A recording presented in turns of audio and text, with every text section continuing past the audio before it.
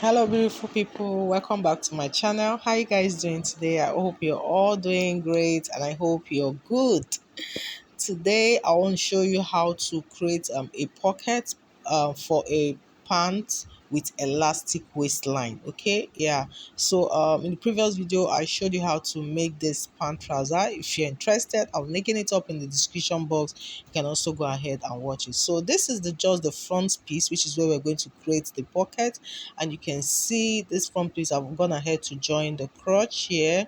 So we're going to be fixing the pockets by the side. So I have to fold it back into two the way it was, right side facing each other. So you can see the ideal way to fix your pocket, you start from the waistline. The waistline, say 2.5 inches by 7 inches. You move in 2.5 inches and the length of the pocket will be 7 inches. That's if you're marking it on the fabric. But in this case, remember it's an elastic waistline and we have elastic casing of 2 inches. Okay, so which means I have to also extend the length of that pocket. So instead of 7 inches plus that 2 inches, I'm going to be making it 9 inches. I hope you understand that. So from the top, I'm just moving inwards by 2.5, and of course on the length I'm also marking out 9 inches. I hope you understand that. So what I will do now is just to connect and make a slant.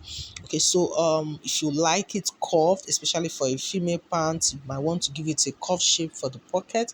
If you just want it a straight slant, go ahead and do that. So I'm doing a straight slant here, and I'll just go ahead and cut it out. Okay, so in doing this we have achieved the waist, the shape of the pocket. So you can see how this looks now.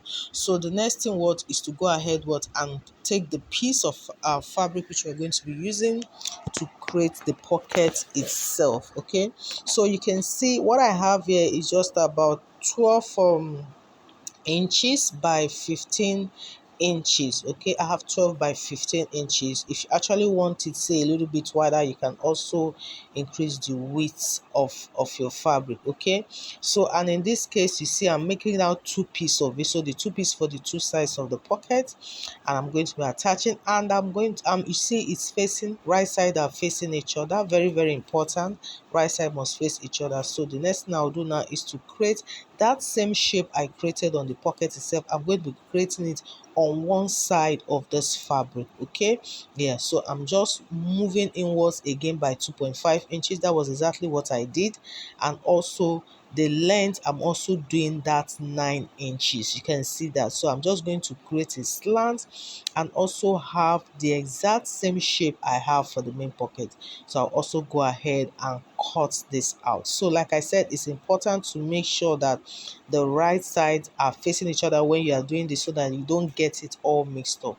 So now I'm going to open it up as you see, and I will take one piece and match it to the other. So at this point you'll be able to recognize which parts will match each other in such a way that the right side are facing each other. Okay, so you can see if I have used another piece, you will see that it will not match it. You just have to be sure that each slant line correspond with the other in such a way that the right side must face each other. So doing this now, I'll go ahead and sew it up. I'm sewing up by half of an inch. So you see I'm just demonstrating it with a pin. So I'll go ahead and sew it. So after I've done that, okay, you have to flip it to the other way so you can see how this is. So you're flipping it inside and you'll be able to push it towards the other end. Okay, you have to push it towards the other end in such a way that you also have that same shape that we cut out.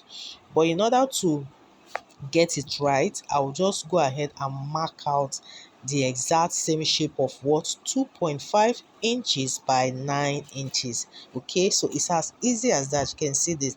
So I'm just going ahead to mark that exact line so that the chalking can actually guide us, so that we'll be sure that we are making that fold on the right line. Okay, so after marking out the line as you see me doing, so I'll go ahead and repeat that fold again. You can see once again, after sewing the half of an inch, flip it to the other side.